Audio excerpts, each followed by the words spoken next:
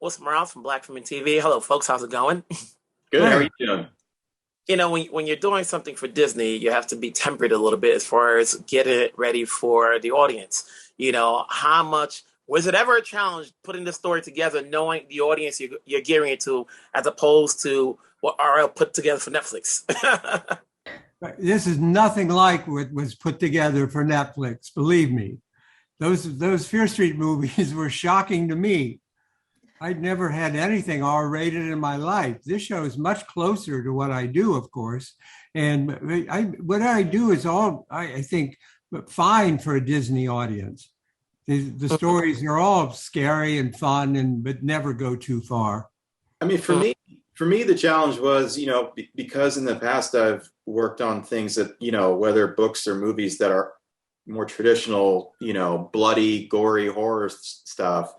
The challenge was, all right, I got to rein that in, right? Because we're in the Disney universe now, and we're the R.L. Stine universe, and so how can you take the things that make something scary or surprising or mysterious and do it without, for me, the crutch of just going to, that place of super intensity that you would in a rated R thing. It was a fun challenge. It was a fun writing challenge for all of us. And is it also a challenge knowing what you're creating and trying to put that story together in about a half hour or less?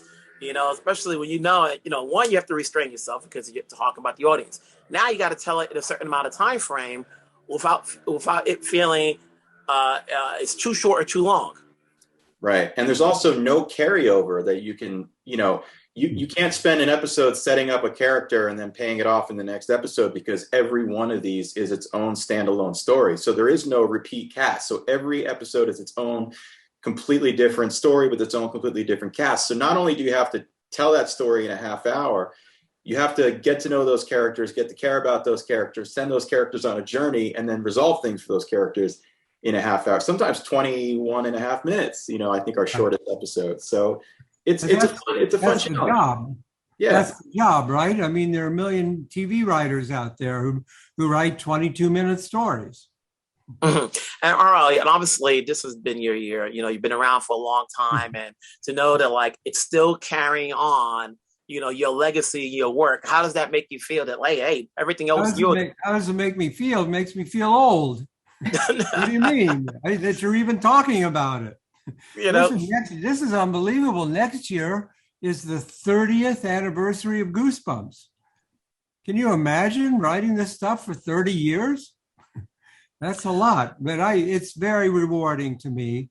But one, to get to scare a lot of generations, and just the fact that I have so many wonderful projects going on, and like Just Beyond and other things, and just to keep busy, it's great. Especially in these times, for me, sitting down to write is like a normal part of normal life for me. And like I said, there's so many episodes with this, which is great, and different stories. Like you said, it doesn't carry over. How long did it take to put this together, knowing like you're not dealing with one cast for an entire season, but different members, different stories, different cast? Well, I mean, it took what I think we wrote for about 3 months, something like that. And we shot for, we prepped for, I don't know, another 2 months, and we shot. I mean, it was a year, basically. It was a year from when we first sat down to dream up what these episodes were going to be to the time we sort of finished putting the finishing touches on the last episode. So, and that's normal, it's usually about a year. Mm-hmm. At the end of the day, obviously, when people have an option, because there's so much options these days on television, streaming channels, networks, cable. Now we're back to theatrical films. What's to sell to have people come back and just watch Just Beyond and stick with it, for all the episodes? RL? Well, if they like one, I think they'll come back and watch another one. We know that kids and families enjoy horror. We know it from the other series, if they like a show, they're going to come back. Mm-hmm. And Seth? Yeah, I mean, I think, not only that, but look, you have, how do you compete when there's so many new shows and so many services and everything? I think the big advantage we have is we have the name R.L. Stine, which, means a lot to a lot of people. And we have the Disney brand, which means a lot to a lot of people. And I think those are two very trusted entities. And I think that, seeing them come together, I think people are going to be interested about what that combination looks like. And again, what's great about the anthology format is you can come in and you can either binge these 8 in a row, or you can come and watch them in any order you want. And you don't, you're not making a season-long commitment to a show necessarily all in one sitting. You can come and have them in little fun bite-sized chunks with your family. Mm-hmm.